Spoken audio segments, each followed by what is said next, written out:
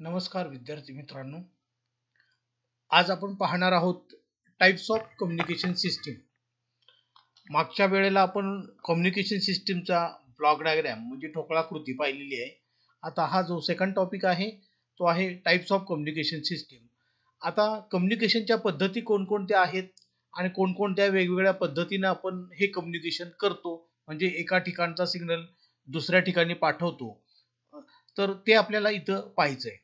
तर या types of communication system महत्वाच्या म्हणजे 4 विभागामध्ये आपण अभ्यासणार आहोत.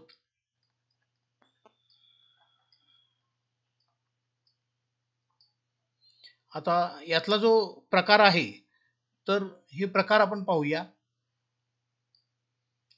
पहिला जो प्रकार सांगितलाय इथं तो म्हणजे कम्युनिकेशन चॅनेल कुठल्या प्रकारचा आहे याच्यावर अवलंबून आहे. म्हणजे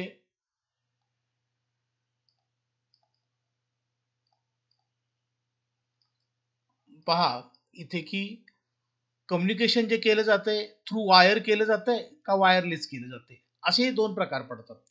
म्हणजे पहिला जो प्रकार आहे याच्यामधला कम्युनिकेशन चॅनेल नुसार त्यातला आपण ए म्हणूया वायर कम्युनिकेशन, आणि दुसरा प्रकार जो आहे तो वायरलेस कम्युनिकेशन. आता वायर कम्युनिकेशन म्हणजे तुमच्या लक्षात आलं असेल की टेलिफोन हे वायर कम्युनिकेशनचा प्रकार आहे, बरोबर. आपलं इंटरकॉम सिस्टीम एखाद्या ऑफिस मधली वगैरे असेल तर हे सुद्धा वायर कम्युनिकेशन असेल. नंतर लॅन केलं जातं एखाद्या लॅब मध्ये वगैरे, ते पण वायर कम्युनिकेशन पद्धतीनं होतं. आणि दुसरा जो प्रकार आपण इथं सांगतोय वायरलेस, म्हणजे मोबाईलचं उदाहरण घेतलं तर वायरलेस कम्युनिकेशन झालं. आपल्या इंटरनेटमध्ये वायफाय कनेक्शन आहे हे वायरलेस कम्युनिकेशन झालं. तर हे जे प्रकार आहेत याला आपण म्हणणार आहे वायर आणि वायरलेस कम्युनिकेशन. इथं theoretically आपण एक्सप्लेन केले. In this type of communication system transmitter and receiver are connected by means of wire, बरोबर. तर वायरच्या साहाय्याने आपण काय केलंय, ट्रान्समीटर आणि रिसिव्हर यांची जोडणी जी आहे ती कशाने केलेली आहे तर थ्रू वायर केलेली आहे, बरोबर. आणि म्हणून याला म्हटलेलं आहे वायर कम्युनिकेशन. आणि हा जो दुसरा प्रकार सांगितलेला आहे ट्रान्समीटर आणि रिसिव्हर, हे जे दोन आहेत ट्रान्समीटर रिसिव्हर, तर या ट्रान्समीटर रिसिव्हरच्या दरम्यान वायर नाही तर ओनली सिग्नल, लक्षात, इलेक्ट्रोमॅग्नेटिक वेव्हज म्हणा. ओके, तर या पद्धतीनं सिग्नल ट्रान्समिट केलेला असतोय आणि याला म्हणणार आहे आपण वायरलेस कम्युनिकेशन. ओके, तर हा पहिला प्रकार मी तुम्हाला इथे एक्सप्लेन केलाय. दुसरा जो प्रकार आहे तो म्हणजे की तुम्ही जे कम्युनिकेशन करत आहात त्याची दिशा कशी आहे, म्हणजे एकाच दिशेने कम्युनिकेशन होतंय का दोन्ही दिशेने होतंय, बरोबर, का एका वेळेला एकाच दिशेनं आणि परत दुसऱ्या वेळेला दुसऱ्या दिशेनं, अशा पद्धतीने केलं जाते. तर याच्यावरूनही according to directions, signal direction,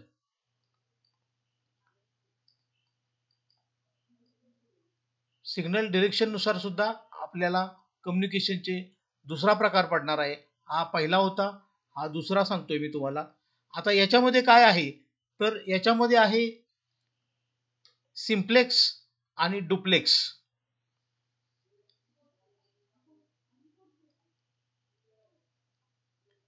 पहिली पद्धत आहे ती सिम्प्लेक्स आणि दुसरी जी आहे ती म्हणजे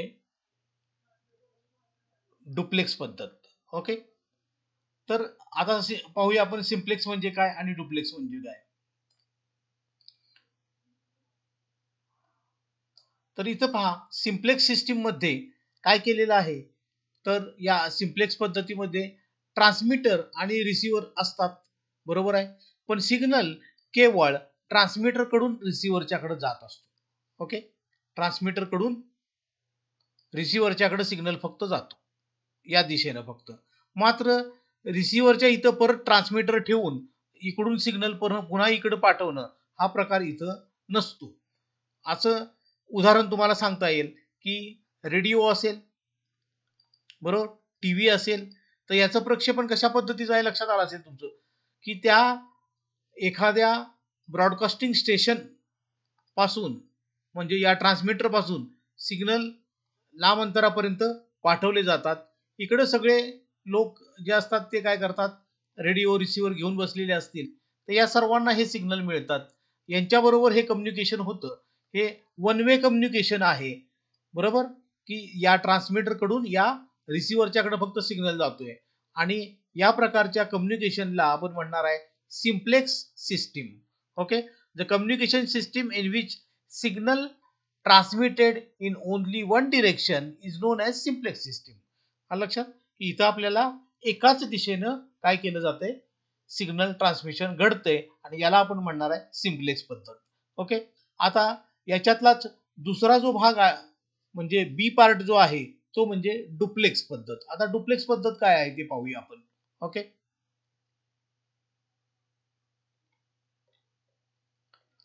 आता हे पहा, डुप्लेक्स पद्धतीचं मी इथं ब्लॉक डायग्राम काढलेला आहे की इथं ट्रान्समीटर आहे, या एंडला दुसऱ्या एंडला रिसिव्हर आहे आणि याच्याकडं हा वन पर्सन आहे आणि हा सेकंड पर्सन आहे. ओके, आता याच्याकडे सुद्धा ट्रान्समीटर रिसिव्हर दोन्ही आहे, याच्याकडे सुद्धा ट्रान्समीटर रिसिव्हर दोन्ही आहे. ओके, पण हा ज्या वेळेला ट्रान्समिट करतोय तर याच्या रिसिव्हरला तो सिग्नल मिळतो आणि हा ट्रान्समिट करतो की याच्या मिळतो. म्हणजे एंड ए पासून बी पर्यंत हे जे कम्युनिकेशन आहे हे टू वे होते. म्हणजे ए हा बी शी बोलू शकतो, बी ए शी बोलू शकतो. म्हणजे याला म्हणायचं डुप्लेक्स कम्युनिकेशन सिस्टीम. ओके, ही communication system in which signal transmitted in both direction is known as duplex. It is known as bidirectional communication system. दोन दिशेने होणारी कम्युनिकेशन सिस्टीम असं याला म्हणतात. आता याच्यामध्ये सुद्धा दोन प्रकार दिलेले आहेत. एक म्हटलेलं आहे त्याला की ते म्हणतात हाफ डुप्लेक्स आणि दुसरं म्हणतात फुल डुप्लेक्स. आता हाफ आणि फुल म्हणजे काय असणार आहे पहा, की आता जी मोबाईलची सिस्टीम आहे ही फुल डुप्लेक्स आहे. एका वेळेला माणूस बोलतो दोन्ही बाजूने, म्हणजे एक व्यक्ती दुसऱ्याशी बोलतो, दुसरा लगेच पहिल्याशी बोलतो, त्याला मध्येच इंटरप्ट करू शकतो. इंटरप्ट म्हणजे बोलताना फक्त. पण एका वेळी दोघे बोलले तर दोघांनी बोलणं सुरू केलं तरी दोन्ही बाजूला ऐकायला जाणार आहे, म्हणजे रिसिव्ह होणार आहे. ओके, परंतु हाफ डुप्लेक्स मध्ये तसं घडत नाही. ओके, हाफ डुप्लेक्स मध्ये काय असतं, एकानं सिग्नल दुसऱ्याला पाठवायचा त्यावेळी याचा जो ट्रान्समीटर आहे तो स्टॉप असणार आहे. म्हणजे हा ट्रान्समिट करत असेल तर याला रिसिव्ह फक्त होणार आहे, याचा ट्रान्समीटर वर्क होणार नाही. पण ज्या वेळेला याचा ट्रान्समीटर स्टॉप केला जाईल त्यावेळेला याचा सुरू होणार आहे आणि याचा रिसिव्हर सुरू होणार आहे. ओके, म्हणजे वॉकी टॉकी हे जे उदाहरण जर घेतलं आपण तर ते याच्यामध्ये मॉडेल हाफ डुप्लेक्स मध्ये, की तो काय करत असतो, ट्रॅफिक पोलीस वगैरे त्यांच्या हातामध्ये हे असतं पहा, की तो सिग्नल त्या वॉकी टॉकीवरून इकडून सिग्नल त्यांच्या स्टेशनला देत असतो, स्टेशन कडून सिग्नल त्याला मिळत असतो. अशा पद्धतीने टू वे कम्युनिकेशन घडतं. पण एका वेळेला एका बाजूने सिग्नल ट्रान्समिट होतो आणि दुसऱ्या वेळेला दुसऱ्या एंडनं ट्रान्समिट होतो आणि याला रिसिव्ह करता येतो. म्हणून याला म्हणतात हाफ डुप्लेक्स सिस्टीम. आणि दुसरा जो प्रकार आहे तो म्हणजे फुल डुप्लेक्स सिस्टीम. ओके, हे तुम्हाला मी इथं एक्सप्लेन केलेलं आहे. Half duplex a communication system in which the signal transmitted in both direction alternately, म्हणजे एकदा एक आणि दुसऱ्यांदा दुसरं, one by one, is known as half duplex system. आणि दुसरा जो प्रकार आहे की communication system in which signal transmitted in both direction simultaneously, हा शब्द महत्वाचा आहे. इथं जो होता तो वन बाय वन, बरोबर, आणि अल्टरनेटली असं सांगितलेलं आहे, त्यावेळी त्याला म्हणतात हाफ डुप्लेक्स सिस्टीम. आणि हा जो आहे याला म्हणायचं फुल डुप्लेक्स सिस्टीम. ओके, म्हणजे सिग्नल ट्रान्समिट जो केलेला आहे तो बोथ डिरेक्शन सायमल्टेनियसली केला जातो, that is called as full duplex system. Okay, यानंतर मल्टिप्लेक्सिंग सिस्टीम पण सांगितलेलं आहे की आपल्याला थांबणार आहे. याच्यापेक्षा frequency division multiplexing, time division multiplexing आणि कोड डिव्हिजन मल्टिप्लेक्सिंग हे सुद्धा मल्टिप्लेक्सिंगचे वेगवेगळे प्रकार आहेत. हे इथं आपल्याला विस्तृत मध्ये अभ्यासण्याची आवश्यकता नाहीये. ओके, फक्त आपल्याला प्रकार म्हणून ते माहीत असावं. ओके, नंतर जो कम्युनिकेशन सिस्टीमचा जो प्रकार आहे तिसरा, म्हणजे इथं आपण दोन घेतले होते, बरोबर, एक आणि दोन टाइप्स ऑफ कम्युनिकेशन सिस्टीम. आता जागे अभावी मी खाली लिहून घेतो की तिसरा प्रकार आणि चौथा प्रकार. ओके, तर हा आता टाइप्स ऑफ कम्युनिकेशन सिस्टीम चा हा तिसरा प्रकार आहे, तो म्हणजे फॉर्म ऑफ सिग्नल.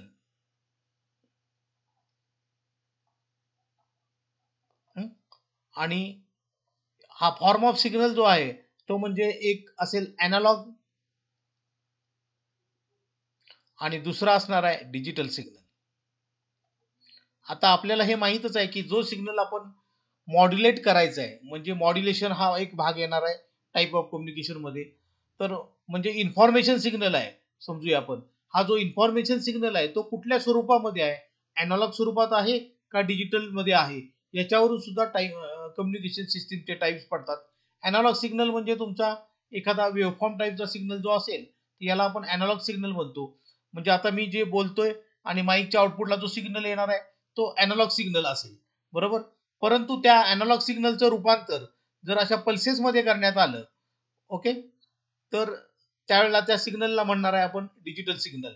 आणि हा डिजिटल सिस्टीम मध्ये आपण मोठ्या प्रमाणात वापरणार आहे, कारण याच्यामुळे जी स्पेस रिक्वायर्ड आहे ती कमी होते, बरोबर आहे. की आपलं जे स्टोरेज आहे ते स्टोरेज ची साईज वगैरे आपल्याला जर कमी करायची असेल तर आपल्याला अॅनालॉग सिग्नलचं रूपांतर डिजिटल मध्ये करावं लागतं. हे आपण एका दुसऱ्या analogue to digital, digital to analogue conversion या चॅप्टर्स मध्ये पण आपण शिकणार आहोतच. ओके, आता त्याच्या पुढचा जो हा आपण तिसरा प्रकार एक्सप्लेन केला, फॉर्म ऑफ सिग्नल म्हणजे अॅनालॉग असेल किंवा डिजिटल असेल. अॅनालॉग म्हणजे कंटिन्युअसली व्हॅरिंग क्वांटिटी, बरोबर, अशा पद्धतीची आहे ती.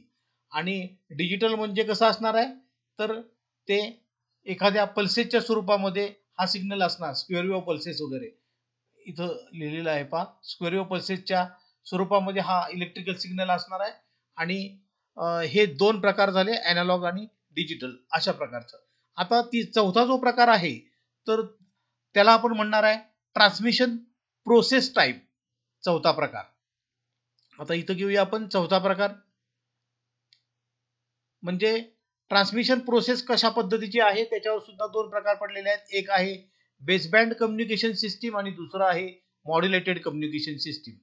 आता बेसबँड मध्ये पहा की हा जो इलेक्ट्रिकल सिग्नल आहे तो इलेक्ट्रिकल सिग्नल आपण डायरेक्टली चॅनेलच्या थ्रू काय करतोय, चॅनेलच्या थ्रू एका स्टेशनवरून दुसऱ्या स्टेशनला पाठवतो. म्हणजे फॉर एक्झाम्पल आपलं टेलिफोनचं घेतलं, बरोबर, तर वायर मधून डायरेक्टली हा सिग्नल काय केलेला जातो, एका ठिकाणावरून दुसऱ्या ठिकाणी पाठवला जातो विदाउट मॉड्युलेशन.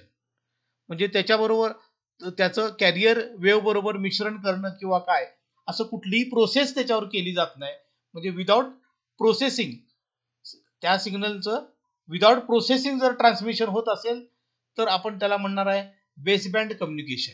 ओके, म्हणजे ऍम्प्लिफायर सिस्टीम जरी आपण लावली किंवा माईक सिस्टीम, इंटरकॉम सिस्टीम आपण ज्या केलेल्या असतात काही वेळेला, की त्याच्यामध्ये फक्त ऑडिओ ऍम्प्लिफायर तुम्ही वापरता पण मेन जो सिग्नल आहे तो सिग्नल ऑडिओ सिग्नलच आहे आणि तोच वायर मधून जात असतो. तुम्ही फक्त त्याचं स्विचिंग करत असता की इंटरकॉम आहे, एक नंबरला 4 नंबरशी बोलायचे, 5 नंबरशी बोलायचे, स्विचिंग फक्त तुम्ही करता. आणि ऍक्च्युली सिग्नल मात्र ऑडिओ फॉर्म मध्येच एका ठिकाणावरून दुसऱ्या ठिकाणी जात असतो. आणि त्या प्रकारचा जो कम्युनिकेशन पद्धत आहे याला आपण म्हणणार आहे बेसबँड कम्युनिकेशन पद्धत. आणि ही दुसरी जी पद्धत आहे आपण बीट ज्याला टाईप म्हटलेला आहे याला मॉड्युलेटेड किंवा मॉड्युलेशन कम्युनिकेशन सिस्टीम, बरोबर. तर या मॉड्युलेशन मध्ये काय घडतं, तर एक जो सिग्नल आहे ए सिग्नल समजा असेल तर त्याला आपण म्हणणार आहे मॉड्युलेटिंग सिग्नल. मॉड्युलेटिंग सिग्नल आपण डिटेलमध्ये मॉड्युलेशन नंतर घेणार आहोत. Modulating signal. आणि दुसरा सिग्नल आहे तो म्हणजे कॅरियर सिग्नल. आणि आपण काय करतो तर हा जो मॉड्युलेटिंग सिग्नल आहे हा या कॅरियर बरोबर मिक्स करतो आणि नवीन सिग्नल तयार होतो जो फॉर एक्झाम्पल अशा पद्धतीचा असेल, that is called modulated signal. बरोबर, हा अँप्लिट्यूड मॉड्युलेशन आहे. इथं दाखवलेलं डिटेल्स मध्ये आपल्याला पुढे शिकायचंच आहे, म्हणून इथं मी जास्त विस्तृत मध्ये घेत नाही. तर हा एएफ सिग्नल असेल आणि हा आरएफ सिग्नल असेल, दोन आपण एकत्र मिक्स करणार आहोत. ही जी पद्धत आहे याला आपण म्हणणार आहे की मॉड्युलेशन. आणि हे कुठं वापरलं जातं, तर जास्त करून रेडिओ आणि टेलिव्हिजन, सॅटेलाइट, मोबाईल याच्यामध्ये जे वापरलेले आहेत हे सगळे कशा पद्धतीचे आहेत, तर मॉड्युलेटेड प्रकारचे आहेत. कारण इथं सिग्नल ट्रान्समीटर असेल तर या ट्रान्समीटर पासून या रिसिव्हर पर्यंत सिग्नल हवेमधून जातोय, म्हणजे वायरलेस कम्युनिकेशन होतं इथं महत्वाचं म्हणजे. आणि हे वायरलेस कम्युनिकेशन होत असताना अंतर जास्त असल्यामुळं डायरेक्टली ऑडिओ सिग्नल लांबपर्यंत जात नाहीत. म्हणून आपण काय करतो, तर एएफ सिग्नल आणि आरएफ सिग्नल हे एकत्र मिक्स करतो, त्याचं मिश्रण तयार होतं, त्याला आपण मॉड्युलेटेड सिग्नल म्हणतो. ओके, मॉड्युलेटेड सिग्नल हा सिग्नल या दूर अंतरापर्यंत जाणार आहे, या रिसिव्हर पर्यंत हा ट्रान्समीटर असेल. आता ट्रान्समीटरच्या इथं प्रोसेस काय घडेल, तर हा मॉड्युलेटेड सिग्नल आहे, तर याचं काय करणार आहे आपण, डिमॉड्युलेशन करणार. ओके, डिमॉड्युलेशन करणार. आणि डिमॉड्युलेशन केलं की तुम्हाला परत एएफ सिग्नल मिळणार आहे. परत तुम्हाला वाटलं तर तुम्ही तो ऍम्प्लिफाय करा आणि तुमच्या स्पीकरला द्या. अशा पद्धतीनं रिसिव्हर मध्ये हे काम चालतं. आणि ट्रान्समीटर मध्ये हे दोन सिग्नल एकत्र मिक्स करून त्याची पॉवर वाढवून, म्हणजे इथं आरएफ पॉवर ऍम्प्लिफायर पण असण्याची शक्यता आहे. ओके, आरएफ पॉवर ऍम्प्लिफायर असेल आणि त्याच्या साह्यानं लांबपर्यंत अँटेना मार्फत सिग्नल पाठवला जातो. ओके, तर हे जी पद्धत आहे, ही जी प्रोसेस आहे, याला मॉड्युलेटेड कम्युनिकेशन सिस्टीम आपण म्हणतो. अशा पद्धतीनं आजच्या या लेक्चर मध्ये आपण चारही प्रकार मॉड्युलेशन चारही प्रकार कम्युनिकेशन सिस्टीमचे आपण एक्सप्लेन केलेले आहेत. आणि ते आहेत, हे पहा, पहिली जी होती ती म्हणजे कम्युनिकेशनचे चॅनेलनुसार प्रकार केले आपण, की वायर कम्युनिकेशन आणि वायरलेस कम्युनिकेशन. नंतर दुसरा प्रकार केला होता की सिग्नल डिरेक्शन कशी असेल, की सिम्प्लेक्स, डुप्लेक्स. डुप्लेक्स मध्ये पण आपण दोन प्रकार पाडले होते, ते म्हणजे हाफ डुप्लेक्स आणि फुल डुप्लेक्स. बरोबर. नंतर तिसरा जो प्रकार आपण पाहिला होता तो म्हणजे सिग्नल अॅनालॉग टाईपचा आहे का डिजिटल टाईपचा आहे, याच्यानुसार प्रकार पडतात असं सांगितलं. आणि चौथा जो प्रकार सांगितला आपण कम्युनिकेशन सिस्टीमचा, तो म्हणजे बेस बँड आणि मॉड्युलेशन. म्हणजे या मूळ जो सिग्नल आहे, जो आपल्याला प्रक्षेपित करायचा आहे, त्याच्यावर प्रोसेस करायची की न करता पाठवायचा. न करता आपण पाठवत असेल, प्रोसेस न करता, तर त्याला बेसबँड कम्युनिकेशन म्हणतो. आणि जर आपण त्याच्यावर प्रोसेस करत असू तर त्याला म्हणणार आहे आपण modulated communication system. Communication system in which amplitude, frequency or phase of high frequency signal is changed in accordance